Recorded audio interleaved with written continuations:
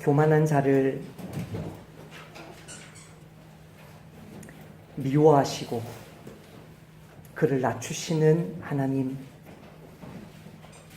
주님이 허락해 주지 아니하시면 하나님의 말씀을 제대로 전할 수 없고 주님의 말씀을 제대로 받을 수 없고 그 말씀이 녹음되지도 아니하고 전달되지도 아니하고 남의 생명을 살릴 수 없음을 다시 한번 기억하며 주 앞에 겸손히 엎드립니다. 사랑의 주님, 매주 하는 설교처럼 그렇게 설교하지 않고 매주 듣는 설교처럼 그렇게 듣지 않고 오늘도 내 생명을 살리시는 한 말씀 사모하며 전하고 듣는 저희가 되어서 이 말씀 통해 오직 주님의 성품, 영광, 주님의 그 뜻만이 온전하게 드러나서 그 속에서 기뻐하고 즐거워하고 그 속에서 죽고 사는 나그네 교회가 되게 하여 주옵소서. 예수님의 이름으로 기도하옵나이다. 아멘.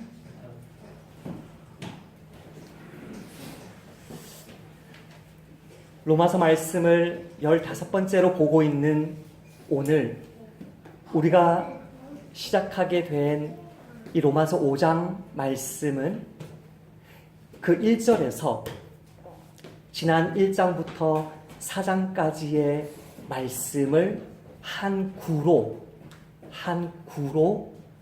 이렇게 요약하고 있습니다. 그러므로 우리가 믿음으로 의롭다 하심을 받았으니, 다시요. 그러므로 우리가 믿음으로 의롭다 하심을 받았으니, 믿음으로 의롭다 하심을 받았다. 이것이 로마서 1장부터 4장까지의 요약입니다. 놀라운 복음입니다. 이 복음을 한마디로 요약하면 1장 17절입니다. 복음에는 하나님의 의가 나타나서 믿음으로 믿음에 이르게 하나니 기록된 바 오직 의인은 믿음으로 말미암아 살리라 함과 같으니라. 이 복음을 두 마디로 요약하면 3장 23절 24절입니다. 모든 사람이 죄를 범하였음에 하나님의 영광에 이르지 못하더니 그리스도 예수 안에 있는 속량으로 말미암아 하나님의 은혜로 값없이 의롭다 하심을 얻은 자 되었느니라. 그리스도 예수 안에 있는 속량으로 말미암아 하나님의 은혜로 값없이 의롭다 하심을 얻은 자가 누리는 세 가지 특권이 오늘 본문 말씀의 콘텐츠, 내용입니다. 첫 번째, 값없이 믿음으로 의롭다 하심을 받은 사람은 하나님과 화평을 누립니다. 1절 말씀을 같이 읽으십시다. 시작. 그러므로 우리가 믿음으로 의롭다 하심을 받았으니 우리 주 예수 그리스도로 말미암아 하나님과 화평을 누리자. 그러므로 우리가 믿음으로 의롭다 하심을 받았으니 우리 주 예수 그리스도로 말미암아 하나님과 화평을 누리느니라. 평화가 얼마나 귀한지 모릅니다. 가정에 분란이 생겨보셨습니까? 가정에 분란이 생기면 정말 집을 뛰쳐나가고 싶죠. 교회에 분쟁이 생겨보셨습니까? 세상 사람들이 어떤 손가락질을 하고 복음을 멸시하고 그렇게 조롱해도 그 교회의 주도권을 잡으려고 온갖 몸싸움과 폭력과 그런 사람들을 동원해서 행패를 부릴 정도의 그런 이상한 행동들을 하게 되죠. 모든 사람들이 신앙의 난민이 되죠. 나라의 내전 경험해 보셨습니까? 외국인들은 말할 것도 없고 그 나라 사람들은 굶어 죽거나 돈 있는 사람들은 비행기 타고 도망가서 난민의 신세가 되죠. 평화가 얼마나 귀한가. 가정의 분란, 교회의 분쟁, 나라의 내전이 일어나 보면 소극적으로 평화가 얼마나 귀한지 알게 됩니다. 근데 여기 하나님과 화평을 누린다. 물론 평화, 화평, 그리스어로는 같은 말입니다. 에이레네 같은 말이긴 한데 한국말은 화평으로 번역을 했죠. 평화가 얼마나 귀한가. 소극적으로 가정에 분란이 없으면 좋겠다. 교회에 분쟁이 없으면 좋겠다. 나라가 내전 일어나지 않으면 좋겠다. 그래야 우리가 잘 사니까. 그런 소극적인 평화를 말하지 않고요. 적극적인 평화를 말해요. 사실 뉘앙스 자체는 화평이 더 낫긴 하죠. 적극적으로 하나님과 평화를 누린다 라는 말은 이 하나님과 평화를 누리지 않으면 하나님과 원수된 상태로 살아간다는 뜻입니다. 적극적으로 평화를 말하는 것입니다. 이해가 되시는지 모르겠습니다. 여러분과 제가 평화가 있으면 뭐 있는 것이죠. 그렇죠? 없는 것이면 저는 여러분을 무시하고 여러분은 저를 무시하면 되죠. 아무런 문제가 없어요. 그러나 여기서 말하는 평화는, 화평은 있어도 그만, 없어도 그만한 것이 아닙니다. 이것은 없으면 어마어마한 고통을 당하는 것입니다. 한 나라의 내전으로 비유해서는 안 되고 한 나라의 반역자로 비유해야 됩니다. 여러분 한 나라의 반역자가 되어보셨습니까? 어떤 사람을 죽이고 살인하고 도망자 신세가 되어보셨습니까? 이 나라 전체가 여러분을 대적할 것입니다. 어디에 숨어도 여러분을 찾아낼 것입니다. 이 길거리도 마음대로 지나다닐 수 없는 것이 곳곳에 CCTV가 있기 때문에 온 세상이 나를 대적할 것입니다. 몇 년 전인가요? 3년 전인가요? 4년 전인가요? 제가 선교사 시절이었는데요. 제 기억에 유병헌 씨가 우리나라의 반역자가 되었습니다. 세월호 사건 때문에. 이 사람 그렇게 돈이 많죠. 그렇게 권세가 많죠. 어마어마한 그런 부요를 누렸죠. 어마어마한 부요를 누렸죠. 그 유병헌 씨가 한 나라의 반역자가 되었을 때 그 사람이 피할 곳이 있었습니까? 그 사람이 도망칠 곳이 있었습니까? 그 사람의 최후가 얼마나 비참했습니까? 어떤 사람들은 죄를 이 사람에게 덤탱이에 씌우려고 그 내부자의 소행이라고 타살되었다고 이야기하고, 어떤 사람은 그냥 뭐 술 먹고 죽었다라고 이야기하지만 실상이 무엇인지는 우리는 짐작만 할 뿐 무엇이라고 말할 수 없지만 한 나라의 반역자가 되었을 때 그의 인생이 얼마나 무서운가. 그런데 온 우주의 반역자가 되는 것, 그것이 하나님과 화평을 누리지 못한 사람의 실존입니다. 내가 보니 하늘은 두루마리가 말리는 것 같이 떠나가고 각 산과 섬이 제자리에서 옮겨짐에 땅의 임금들과 왕족들과 장군들과 부자들과 강한 자들과 모든 종과 자유인이 굴과 산들의 바위 틈에 숨어 산들과 바위에게 말하되 우리 위에 떨어져 보좌에 앉으신 이의 얼굴에서와 그 어린 양의 진노에서 우리를 가리라. 그들의 진노에 큰 날이 이르렀으니 누가 능히 서리요 하더라. 저는 이것이 문자적으로 이루어질 것이라고 믿습니다. 지하 벙커를 파든 뭐 집에 지하실에 어마어마한 공간을 만들어 놓든 엄청난 세계를 만들어 놓으면서 자기 세상이 안전하리라고 말하는 그 사람들 앞에 주님의 재림이 어떻게 나타나냐면 산들이, 바위들이, 이 세상이 후루룩 말려서 지나가 버리는, 벌거벗은 몸으로 드러나는, 숨을 곳이 없는, 그래서 누가 능히 서리요. 하나님과 화평을 누리는 것이 왜 복입니까? 하나님과 화평을 누리지 못한 사람은 온 세상이 그의 적입니다. 그런데 이 화평을 누리는 기준이 무엇이냐면, 다시 1절로 돌아가 볼까요? 화평을 누리는 기준은 우리 주 예수 그리스도로 말미암아라는 말에 있죠. 내가 지금 누리고 있는 화평이 진짜냐 가짜냐, 그 시금석이 뭐냐면 이 화평이 예수님이 주신 거냐, 아니면 내 돈이, 내 학벌이, 내 지위가, 내 집이, 하우스, 이 집이, 내가 누리는 럭셔리한 삶이 나에게 주는 평화냐. 그 시금석이 뭐냐면 우리 주 예수 그리스도가 시금석이죠. 나중에 GBS 교재를 보시면 제가 많은 성경 구절들을 써놨는데 그 성경 구절들의 공통점은 무엇이냐면 하나님이 화평을 전해주시는 평강의 왕이신 예수님이 초점입니다. 예수님, 그 예수님, 다윗의 아들 목자이신 그 예수님이 계속해서 그 성경 구절들 속에 나옵니다. 특별히 누가복음 2장 14절에 보면 이렇게 나옵니다. 지극히 높은 곳에서는 하나님께 영광이요, 땅에서는 하나님이 기뻐하신 사람들 중에 평화로다. 지극히 높은 곳에서는 하나님께 영광이요, 땅에서는 하나님이 기뻐하신 사람들 중에 평화로다. 영광이 어디에 있습니까? 하늘에 있습니다. 예수님 태어나셨을 때 그 천사들이 목자들을 향하여 예수님의 그 생일을 기뻐하는 그 목자들을 향하여 선포한 말씀인데 영광이 하늘에 있습니다.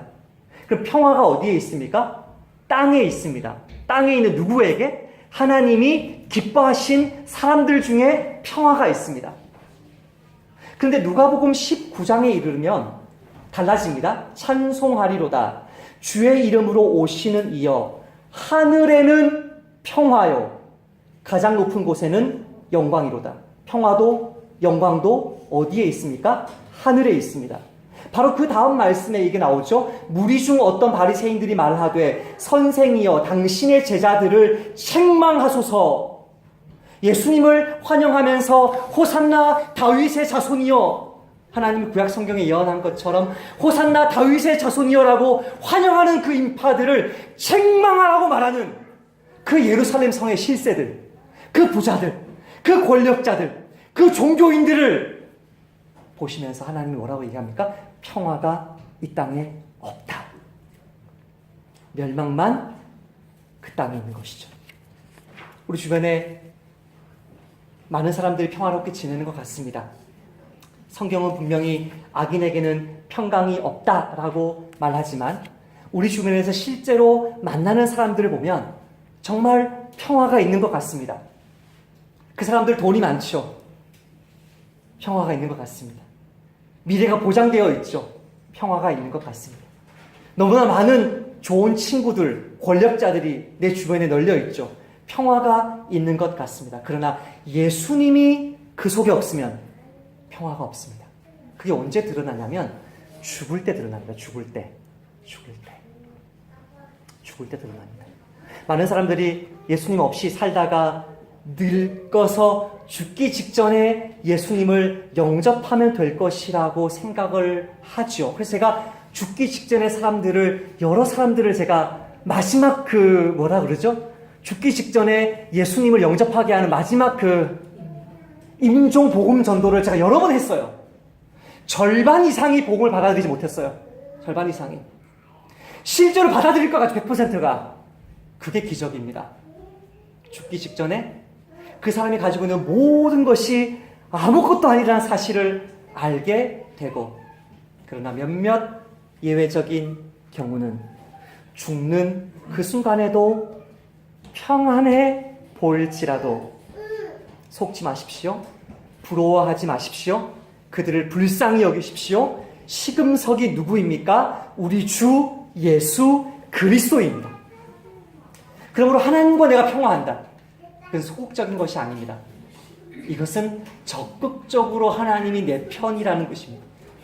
이 세상 만물의 창조자고 이 세상 만물의 통치자인 하나님이 내 편이기 때문에, 따라서 합시다. 이 우주가 내 편이다. 이 우주가 내 편입니다. 이 우주 만물이 내 편입니다. 그 어떤 상황에서도, 경제적인 문제입니까? 건강의 문제입니까? 관계의 문제입니까? 내 삶 속에 해결되지 않냐는 고난의 문제입니까? 그 어떤 상황에서도 이건 시간 문제일 뿐이고요. 온 우주가 내 편이시기 때문에 하나님 앞에 담대하게 그분과의 평화를 누리시기를 축복합니다. 두 번째는 하나님께 담대히 나아가는 것입니다.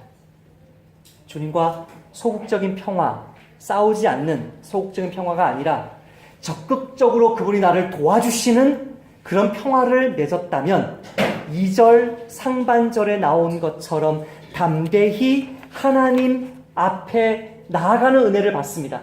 또한 그로 말미암아 우리가 믿음으로 서 있는 이 은혜에 나아감을 얻었으며, 에베소서 3장 12절 말씀에 우리가 그 안에서 그를 믿음으로 말미암아 담대함과 확신을 가지고 하나님께 나아감을 받는다. 하나님께 나아간다는 것은 예배와 기도를 뜻합니다. 다윗의 이 시를 보면 하나님이 당신에게 나아오는 자, 기도든 예배든 당신에게 나아오는 자를 어떻게 간주하시는지가 나오는데요. 시편 91편인데요.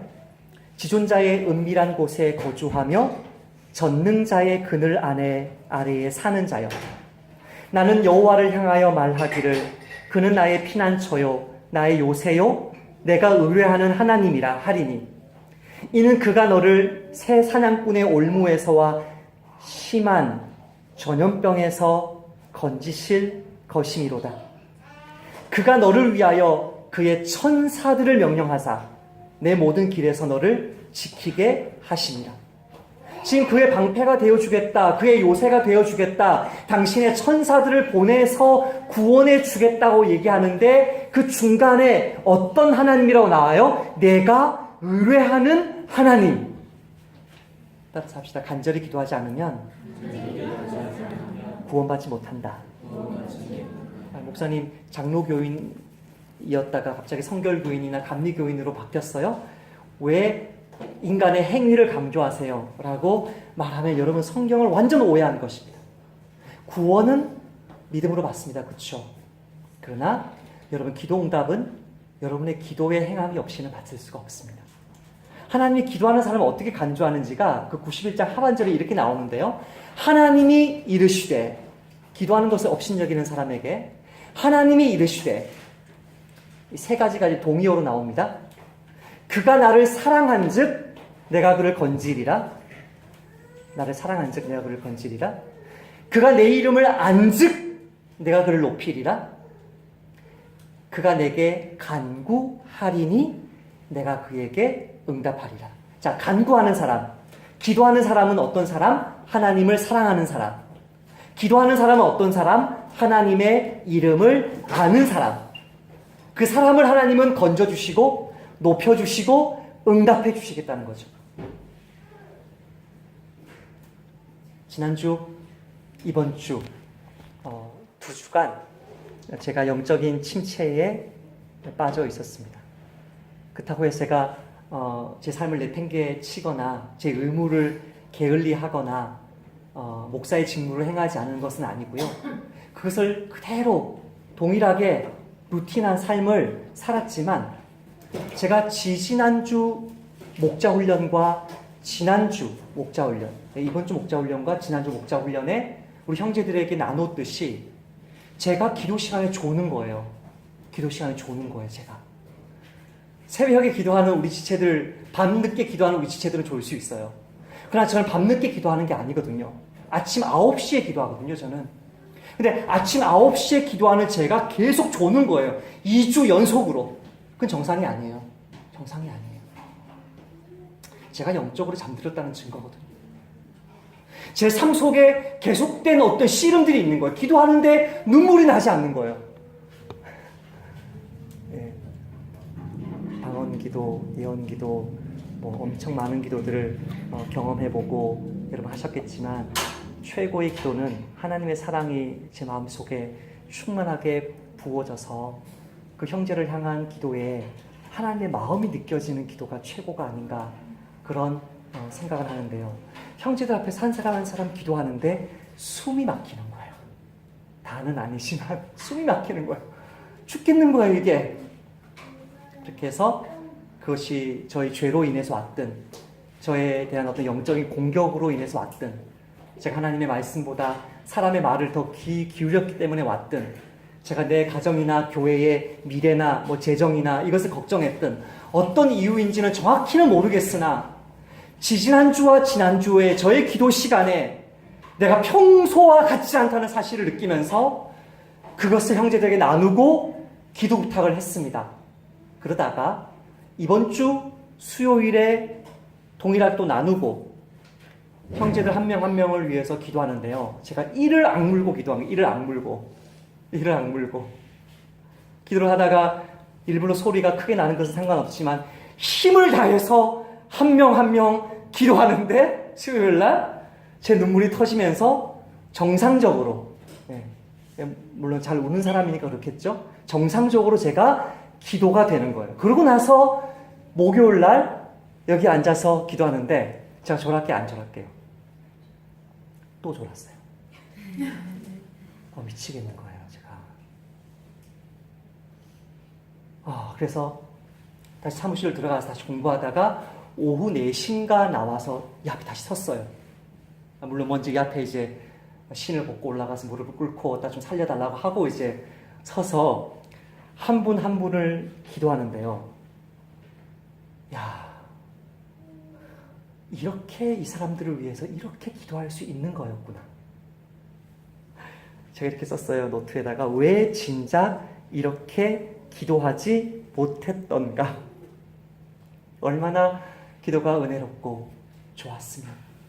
한 분 한 분을 위해 축복하는데 하나님의 마음이 너무 부어지면서, 이렇게 진작 이렇게 기도해야 되는 거구나. 이렇게 기도해야 되는 거구나.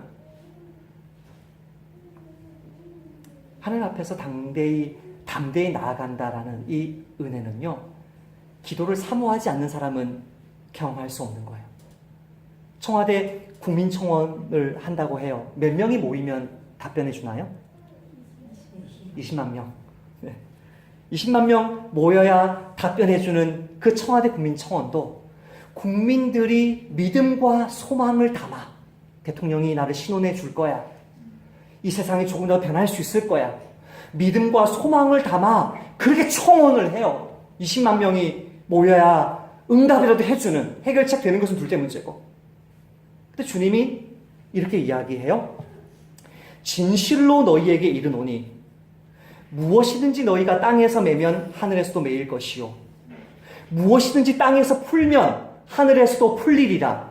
못 믿을까봐 진실로 다시 너희에게 이르노니 너희 중에 두 사람이 땅에서 합심하여 무엇이든지 구하면, 20만 명이 아니고 두 사람, 하늘에 계신 내 아버지께서 그들을 위하여 이루게 하시리라. 두세 사람만 모여도, 내 이름으로 모여도 내가 그들 중에 있겠다. 그 기도 응답해 주겠다. 대통령 아들이고 백악관의 트럼프 아들이어도 어깨에 힘주고 사는데 나의 아버지 하나님이 나에게 믿음으로 기도하면 응답해 주시겠다는 이 약속의 말씀을 믿고 제대로 기도하면, 내가 왜 진작 이렇게 기도하지 못했던가? 지난 2주간 내가 뭐 했나? 개척교회 시절입니다. 사랑의 교회의 강남 은평교회죠, 옛날 이름이. 그 간판 달고 있을 때, 사랑의 교회라는 이름 자체도 없었을 때, 그 짜장면집 그 냄새가 풀풀 풍기는 거기에 개척교회에 있었을 때, 오카네 목사님이 설교 중에 이렇게 얘기했답니다. 여러분, 저는 우리 교회 개척 문 닫는 거 걱정 안 합니다. 오히려 우리 교회에서 제가 지금 소수의 몇 분과 시작한 이 제자훈련이 많은 목사님들이 와서 배우는 제자훈련 세미나를 열 교회가 될 줄 믿습니다. 이렇게 얘기했더니 거기 앉아있던 어떤 여성도가 속으로 비웃었답니다. 뭐라고 비웃었냐면, 몇십만 원 되는 월세도 매달 낼까 말까 한 주제에 어떻게 저렇게 엄청난 생각들을 할 수 있을까라고 했던 그분이 사랑의 교회로 이름 바꾸고 10년 차 되었을 때 그 교회 주보인가의 어떤 팜플릿에 그분의 고백을 적은 거예요. 내가 그렇게 오카네 목사님의 말을 참 뻥도 대단하다, 그렇게 비웃었는데 사실 그 마음이 하나님의 마음이었음을 이제는 제가 압니다 라고 말한 것을 오카는 목사님 어느 설교에서 이것을 언급하면서 뭐라고 이야기했냐면, 오늘 본문과 관련되는 말씀인데요, 그렇게 우리가, 월세도 못 내던 우리가 이렇게 선 것은 우리들의 담대한 기도를 하나님이 응답하신 것입니다. 그러므로 여러분에게 부탁합니다. 기도하시되 담대하게 기도합시다. 우리 가정과 교회와 우리 지체들과 성덕사님들을 위해서 담대하게 기도해서 우리의 담대함, 그 기도에 하나님이 응답해 주셔서 우리의 삶을 건지시고 높이시고 우리의 삶이 마음껏 주님 앞에 출입하는 능력의 삶으로 드러나시기를 축복합니다. 세 번째는 미래에 대한 소망입니다. 2절 하반절인데요. 2절 전체를 같이 한번 읽어보십시다. 2절 전체요. 시작.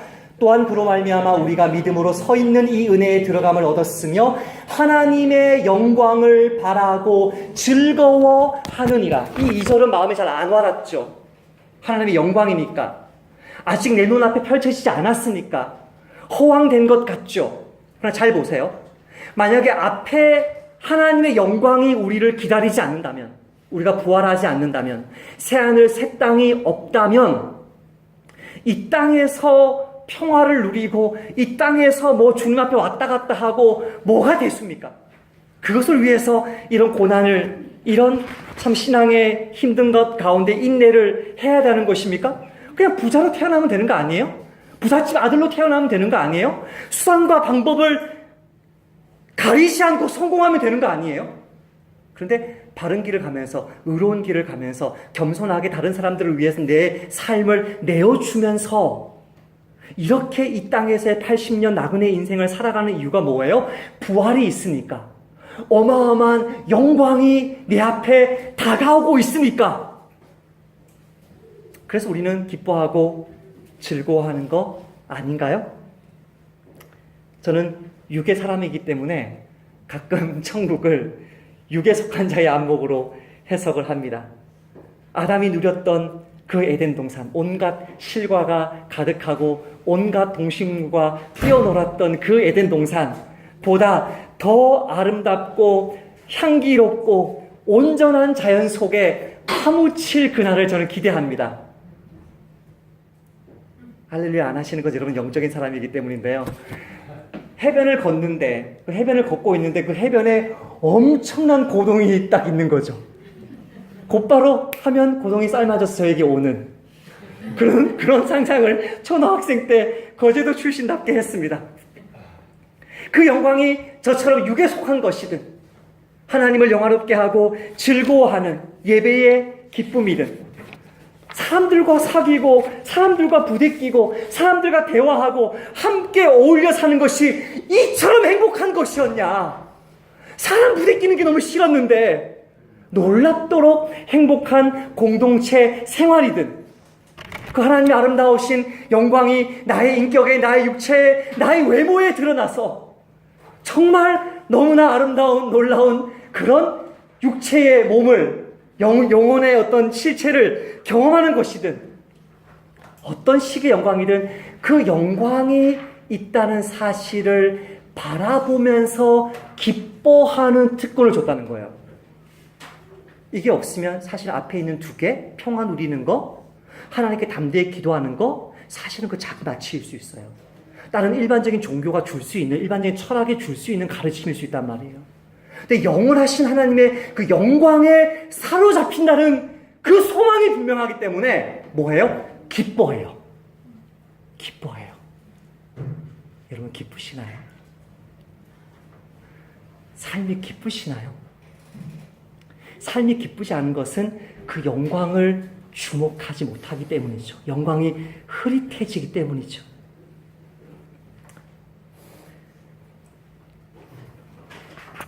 그렇기 때문에 사도 바울은 우리가 누리는 이 어마어마한 평화, 하나님 앞에서 담대하게 기도하고 응답받는 것, 그분의 영광을 바라면서 즐거워하는 그것이 우리의 일상 속에 있는 어려움들 속에서 어떻게 드러나는지를 다시 한번 설명해 줍니다. 마지막 그 세 번째 영광만을 딱 붙들고 3절 4절 같이 한번 읽어보십시다. 시작. 다만 이뿐 아니라 우리가 환난 중에도 즐거워하나니 이는 환난은 인내를, 인내는 연단을, 연단은 소망을 이루는 줄 알미라. 제가 여러분에게 삶이 기쁘십니까 했을 때 처음 쳐다본 정인자매를 비롯해서 두 번째 쳐다본 진아자매까지 아무도 기쁘다고 대답을 안 해.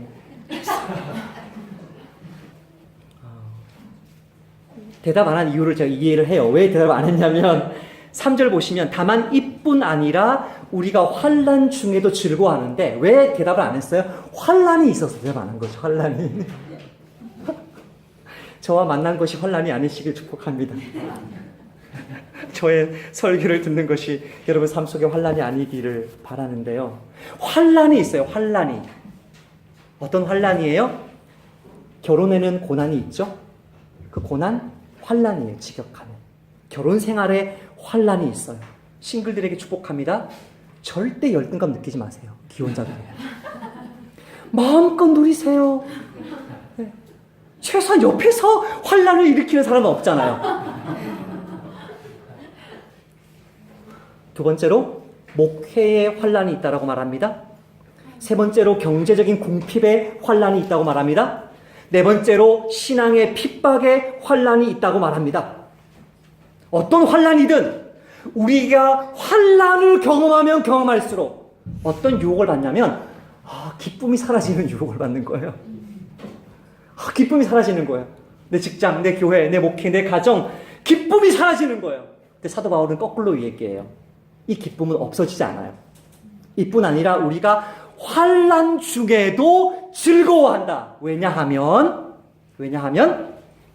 환난은 뭐를 만들어요?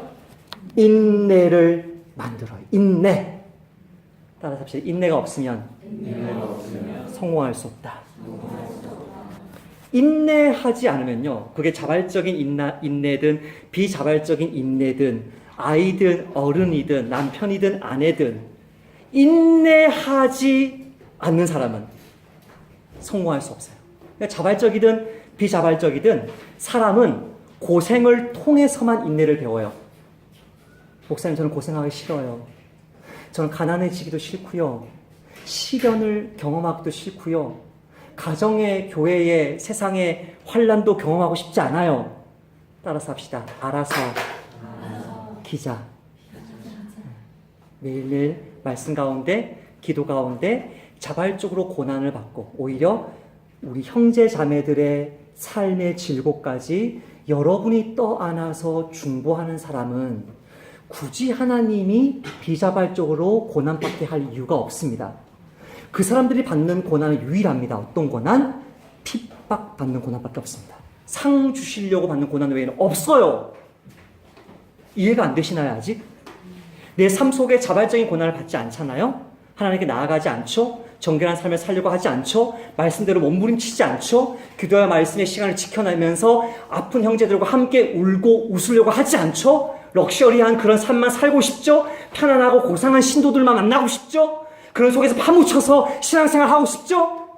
그러면 여러분에게 비자발적인 고난이 찾아오는데 여러분이 버림받은 자가 아니라면 그 비자발적인 고난을 통해서도 하나님은 여러분을 고생시켜서 반드시 인내를 배우게 하실 것입니다. 목사님, 그렇게 인내 안 배우면 어떻게 돼요? 불에 건진 것과 같이 구원받습니다. 그러면 굉장히 한평생 불안할 것입니다. 내가 구원받을까? 구원 못 받을까? 받을까? 한평생 고민할 것입니다. 왜? 구원받은 자의 열매가 거의 없기 때문에. 사람은 뭐 해야 인내한다고요? 고생을 배워야. 저희 말씀 묵상하면서 아이들이 제 혈육이 이 자리에 앉아있어서 부담스럽긴 한데 그런 고민을 하는 거예요. 저는 어떤 고민을 하냐면 내가 지금 우리 자식들을 고생을 안 시키는 게 아닐까.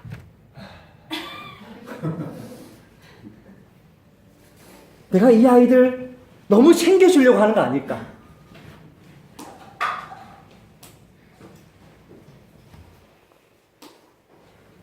그래서 어제 아침에 어느 아이가 픽업을 해주기를 바라는 눈빛을 읽었으나 무시하고 교회 와버렸어요. 왜? 고생하라고. 그러다 기도하다가 전화 받고 이렇게 지하철로 이렇게 찾아가는데 이렇게. 부모가 자식을 망치려면 고생시키지 마요. 자녀를 무능한 자로 만들고 싶어요? 고생시키지 마요. 자녀를 정말 다른 사람의 짐되는 인간으로 만들고 싶어요? 고생시키지 마요. 그럼 그 사람 바보 됩니다. 반드시 그 죄값을 그 주변 사람들이 함께 치를 것입니다. 성인이 될지라도. 고생을 통해서만 뭘 배워요? 인내를 배워요. 그러니까 환난이 찾아와요. 인간관계 속에서, 경제적인 문제 속에서, 나의 어떤 고질적인 질병 속에서 환난이 찾아와요. 뭐 해요? 야, 인내를 배우겠구나, 내가. 인내를 배우겠구나. 두 번째, 인내는 뭐 해요? 인내는 연단. 인내하고, 인내하고, 인내하고, 인내하는 것은 대장장이가 쇠를 달구어서 망치로 치고, 치고, 물에 담그고, 달구어서 치고, 치고, 계속 연단하고, 연단하고, 연단하는 것과 같아요. 그러니까 인내를 배우지 못한 사람은 야무지지 않아요. 강하지 않아요. 저는 중학생, 고등학생 때 배웠던 태권도로 이 생각을 해봤어요. 태권도 어떻게 했습니까? 저는 그렇게 했습니다. 딱 가면 제일 먼저 이제 스트레칭부터 해요. 스트레칭부터 해요. 이렇게 스트레칭하고, PT하고, 그 다음에 이제 돌려요. 이렇게 쭉 돌려요. 뛰게 하죠. 도장을 뛰게 하고, 앉히고, 다리 찢고, 막 이렇게 찢어요. 일어서서 기본 서기, 찌르기, 기본적인 거 해요. 막기를 그냥 일자로 왔다 갔다 하면서 그걸 계속 해요. 그 다음에 딱 서서 품새, 이제 1장부터 태백까지를 쭉 해요. 그러면 온몸에 땀이 범벅되는 거 아세요? 그런 애들을 다시 앉혀요. 겉에 쭉 앉혀요. 앉히고 너 붙이고 너 붙여서 계속 겨루기를 시켜요. 그러면요, 숨이 이미 꼴딱꼴딱 넘어가는데 겨루기를 할 수 있을 것 같아요? 사람들 앉힐 때 그냥 퍼져버리거든요, 애들이. 일어나서 겨루기를 할 때 그 앞에 한 50분, 이게 1시간 반에서 2시간 운동인데 그 앞에 한 50분에 완전 땀 범벅된 아이들이 겨루기 할 때 되면 뭘 느끼냐면 이게 몸이요, 깃털처럼 가벼워요. 깃털처럼. 그게 나중에 제가 운동 학을 배우면서 4점을 넘어섰다는 얘기를 들었는데요. 그 4점을 딱 넘어서면요, 숨이 꼴딱꼴딱하는 그걸 넘어서면 깃털처럼 몸이 가벼워져요. 지금 저는 가끔 딸과 아들과 함께 운동하러 가면서 발차기를 하지만 아이들이 뒤에서 웃습니다. 그런데 제가 그때 느꼈던 그 연단의 정신력은요, 지금도 명확해요. 물론 지금은 그렇게 생각하죠. 복싱 기술이나 그래프팅 기술, 이렇게 넘어뜨려서 쪼르는 기술들만 보완되면 완벽할 것이라 생각하지만 그런 기술은 없지만 어떤 깡패를 만날지라도 나는 지지 않을 자신이 있어요. 싸움은 하지 않을 건데요. 그렇게 제 삶 속에 군대 가서도, 군대 갔다 와서도, 선교사로 가서도 계속 한평생 했던 이 태권도 훈련이 누굴 패지도 않고 누굴 싸우지도 않겠지만 제 몸 하나는 지킬 수 있다는 자신감이 있어요. 연단받고 연단받았거든요. 육체적으로 끊임없이 연단받았거든요. 근데 우리는 어떻게 생각하냐면 고생을 너무나 싫어하는 거예요. 인내하기를 싫어하는 거예요. 연단받고 연단받아야 뛰어넘거든요. 4점을 죽을 것 같은 환경 속에서도 의연하게 뛰어넘거든요. 그게 인격이든 그 사람의 신앙이든 위기관리 능력이든 리더십이든 경제적인 위기 앞에서 통장 잔고가 전혀 없는데도 하나님 믿습니다. 정말 담대하게 나아가는 것이든 연단받고 연단받아야 그 사람이 야무져지죠. 그럼 이 연단은 무엇을 의미합니까? 내가 전혀 나는 기도도 못하는 사람이었는데 이렇게 기도 인도를 잘하고 예배 참석도 거의 못했던 사람인데 예배 인도를 하고 다른 사람을 위해서 중보하고 기도하고 하루 30분 기도가 안 됐던 분이 하루 1시간이 그냥 훌쩍 지나간다고 하루 1시간 기도하는 것이 너무 쉬워졌다고 말하는 이것이 놀라운 변화죠. 연단받은 것이 놀라운 변화죠. 그렇죠? 그렇다면 우리 안에 계신 성령님이 신앙생활 처음 시작할 때와 지금 나의 모습을 비교할 때 고난 속에 인내를 배우고 연단을 배우게 하신 그 하나님이 내 삶을 조그만 사람이라 할지라도, 몇 명 안 되는 사람이라 할지라도 그 사람들을 붙들고 섬기고 중보할 수 있는 사람으로 나를 변화시켜 주셨다면, 연단해 주셨다면, 내가 바라보고 있는 그 소망, 주님 다시 오실 날에 내가 온전히 구원받을 그 진리도 사실이구나. 왜? 지금 내가 변화하고 있으니까. 연단은 뭐를 이루어요? 소망을 이루어요. 그게 5절 말씀이에요. 같이 읽읍시다. 시작. 소망이 우리를 부끄럽게 하지 아니함은 우리에게 주신 성령으로 말미암아 하나님의 사랑이 우리 마음에 부은 바 됨이니. 연단이 소망을 이루어요. 내 인격이 성숙하고 내 속에서 성령의 음성이 들리고 하나님이 기뻐하시는 것이 무엇인지 알고, 너 지금 잘못되고 있어, 2주째 뭐야 이게, 형제들과 나누어 돌파해, 내 마음에 책망을 주시고 권면을 주시는 주님의 음성이 내 속에 들린다면 주님이 다시 오실 그날에 영광스러운 그 기업, 내가 받을 그 소망, 그것이 나를 부끄럽게 하지 않는다. 그 진짜다. 그게 진짜다. 이번 주 수요일 밤이었습니다. 하나님의 사랑을 작게나마 경험한 것을 나누고 말씀을 맺겠습니다. 선교사님이 설교하기로 하셨죠? 설교 제목이 정해지고 본문이 나오고 사회 제가 하기로 하고 모든 순서가 다 정해졌죠? 그렇게 다 진행되는 듯 싶었어요. 선교사님이 설교한 본문으로 성경 공부 교재를 만들 건데 제가 만들 겁니다. 본문 나오는 대로 알려주세요. 나는 이번 주에 본문 가지고 집에서 교재만 만들면 되는 거구나. 그래서 내가 사회를 한번 보고 그렇게 하면서 예배가 하면 되는 거구나. 그렇게 생각하는데 선교사님이 갑자기 그분도 전화기가 없고 저도 전화기를 집에 꺼놓고 이제 사무실에 있었기 때문에 혹시 전화할 수 있냐고 어떤 카톡이 긴급 메시지가 온 거예요. 본인의 파송교회에서 목사님의 장모님이 돌아가셔서 그 장모님이 외국에 계시기 때문에 그 외국에 또 장모님 돌아가신 데를 가야 되는 그런 상황 속에서 믿을 분이 제 사랑하는 친구인 그분밖에 없어서 주일 예배를 맡겼다는 거예요. 근데 저는 이미 설교가 정해져 있습니다. 그래요?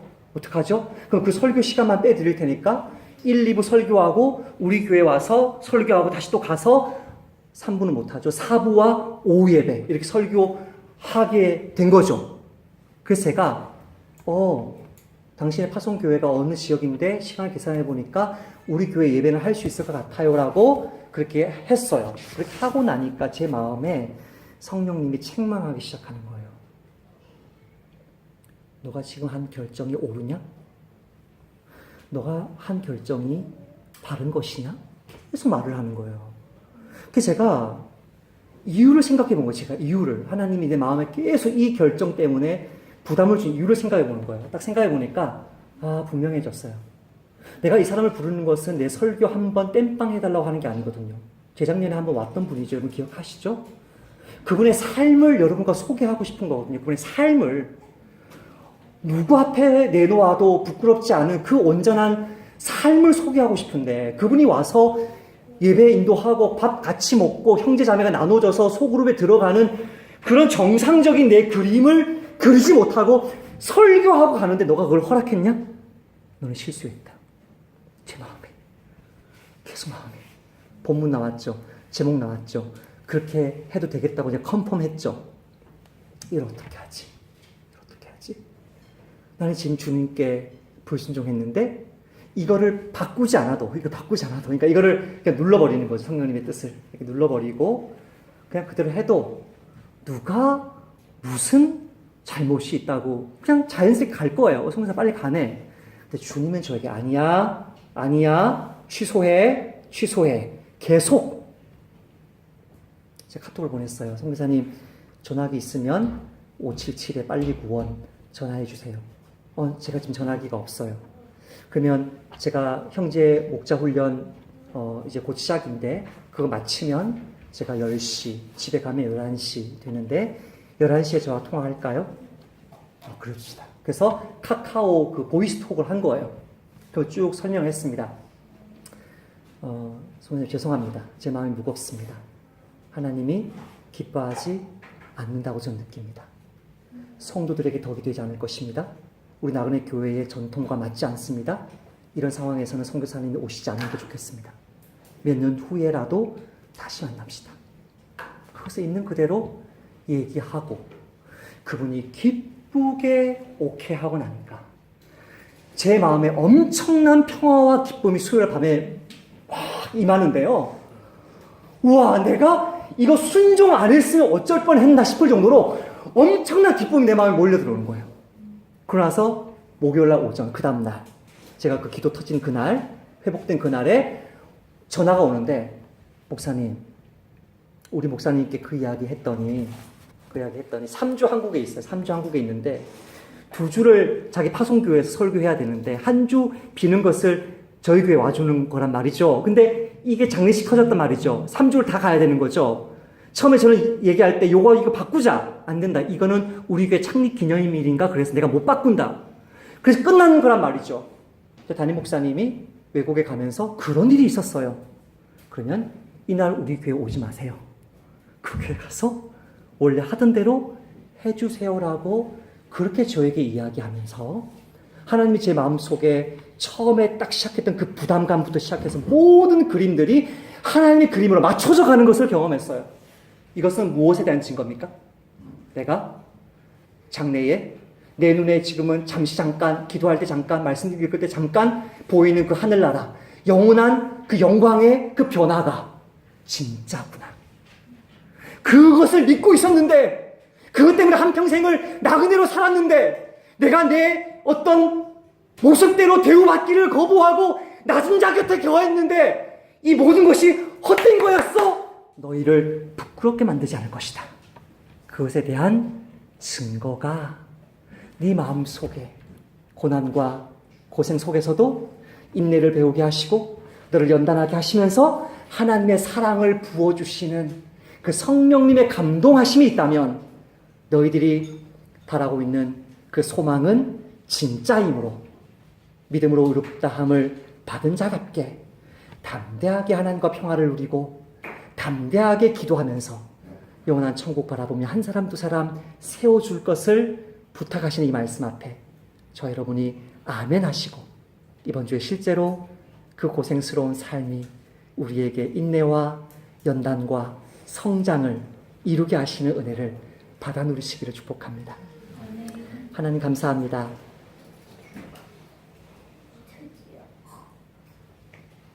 의인은 환난 중에 그것 때문에 낙심하고 분노하고 기쁨을 잃어버리는 것이 아니라 의인은 환난 중에 그 환난을 통해서만 인내를 배우고 연단받을 수 있기 때문에 그런 연단이 실제로 이루어지고 있다는 사실이 영원한 영광의 천국이 내 앞에 있다는 것의 증거이기 때문에 이번 한 주간 환난과 고생 때문에 기쁨을 잃어버리는 성도들이 아니라 그 환난과 기쁨 때문에 더더욱 기뻐하고 즐거워하는 나그네 교회 모든 성도들 되도록 은혜 베풀어 주옵소서.